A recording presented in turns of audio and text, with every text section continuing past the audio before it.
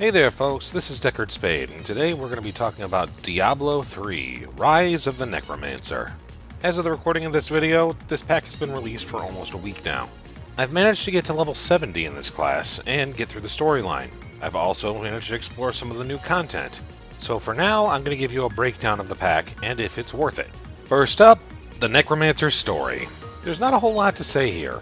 This is the generic Diablo 3 story. There are some subtle differences when it comes to the Necromancer, as he tends to focus on the balance of things. If good and evil are not fighting each other, there is no balance.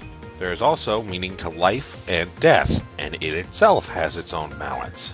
You, as a priest of Rathma, otherwise known as the Necromancer, are going to inspect Tristram for its rising dead after the fallen star had hit the cathedral. From there, it's a romp from level 1 to level 70. The idea of the Necromancer is actually pretty clever when it comes to dealing with the story. Investigating the undead as a disruption of the balance is a nice start. Then it's just sort of meh for the rest of the story, except for the lines that happen towards the 5th act.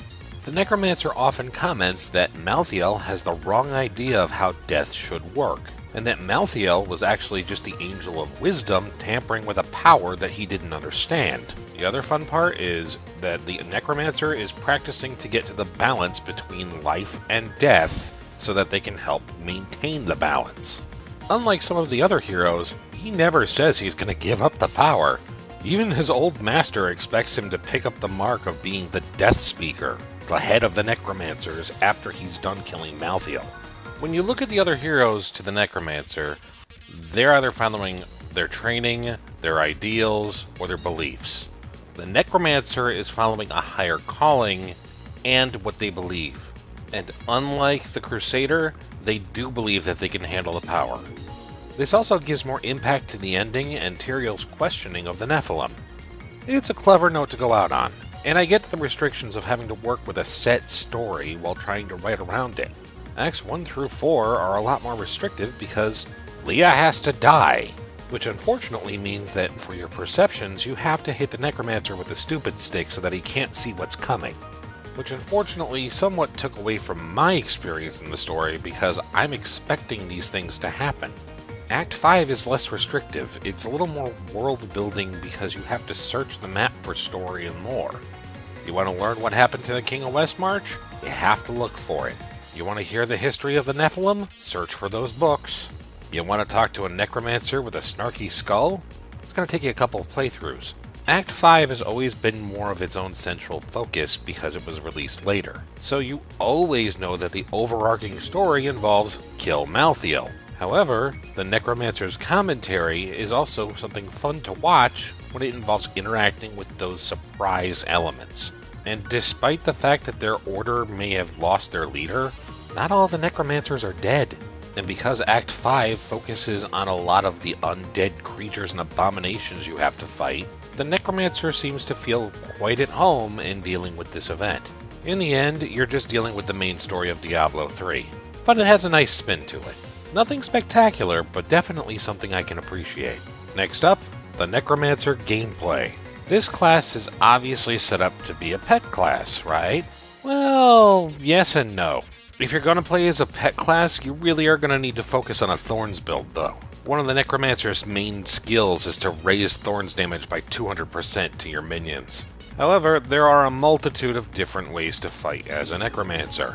Draining blood, blasting with novas, corpse explosions. Hell, you could even go into melee range and start smacking things with scythes. But the most effective way to actually fight is usually by hurling bone shards at things. There are some high damage skills in there, but they also tend to take a lot of time to recharge. And from what's been drilled into my head by FNGR, I've already learned mobility is half of everything when dealing with a rift. Endgame, you're going to need to be able to move around and attack, and if you can't kill things fast enough, you're going to die.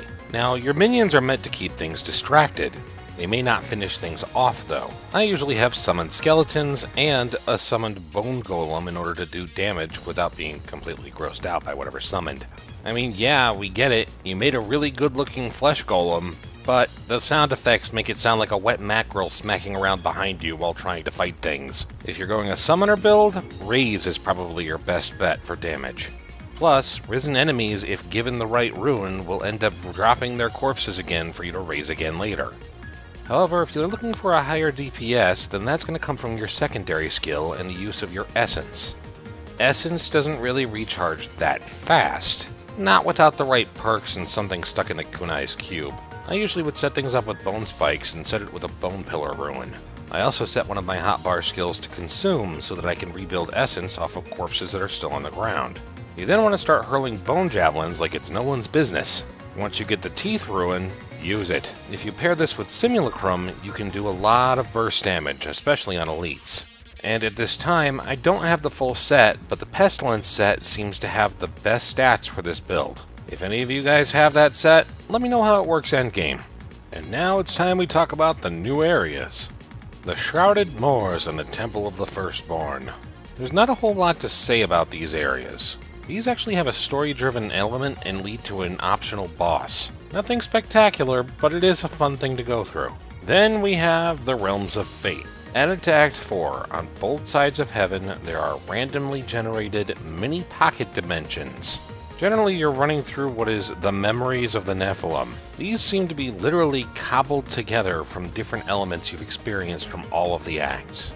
I haven't really experienced much aside from fighting random elites, but maybe there's more to it. If anybody has seen something, please let me know. And last but not least, the challenge rifts.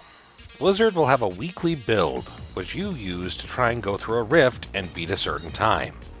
Beating the time nets rewards.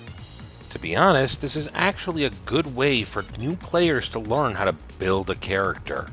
It also seems like a good way to test run new classes you're unfamiliar with.